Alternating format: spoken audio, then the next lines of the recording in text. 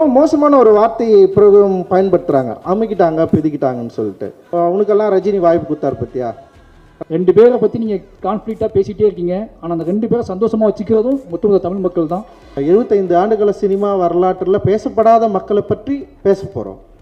படத்துக்கு இடையில நான் சந்திக்க போகிற பிரச்சனைகள், நான் சந்திக்கிற மனிதர்கள், அவங்க சொல்கிற கதைகள்லாம் கேட்டால் நீ வேறு எந்த படமும் எடுக்க முடியாது. மெட்ராஸின் டைட்டில் வச்சு எவ்வளோ திமுறா ஒருத்தன் படம் எடுத்துருக்காங்க. இது பாம்பேயில் போயிட்டு பாம்பேன்னு சொல்லிட்டு படம் எடுத்தால் அங்கே இருக்கிற எல்லாம் அடிச்சு காலி பண்ணியிருப்பாங்க. மெட்ராஸ்ன்னு ஒரு படம் நான் பண்ணலன்னா சூப்பர் ஸ்டார் ரஜினிகாந்த் எனக்கு அந்த படத்தை வாய்ப்பு கொடுத்துருப்பாரா? அவர்கிட்ட போய் நல்ல பேர் வாங்கணும் அப்படின்னு நான் ராம்சாருக்கு அப்புறம் நல்ல பேர் வாங்கணும்னு ஆசைப்பட்ட ஒரே ஆள் ரஞ்சித் அண்ணா கிட்ட தான். ரஜினியை எப்படி நீ இப்படி ரஜினிக்குள்ளே ஜாதியை கொண்டு வரலாம்? எக்காரணத்தை கொண்டும் என்னோட கலையவோ என்னோட ஆர்ட் ஃபார்மையோ என்னோட அரசியலையோ யாராவது பிடுங்க ட்ரை பண்ணாங்கன்னா நான் மூர்க்கமாக ஃபைட் பண்ணுவேன். நீ ராவணனை எப்படி ஹீரோவாக காட்டலாம்? நீ எல்லாத்தையும் பேசிட்டேன்னு நினைக்கிறேன். இனிமேல் அவங்க தொந்தரவு பண்ண மாட்டாங்க அப்படின்னு நான் சொல்லிக்கிறேன்.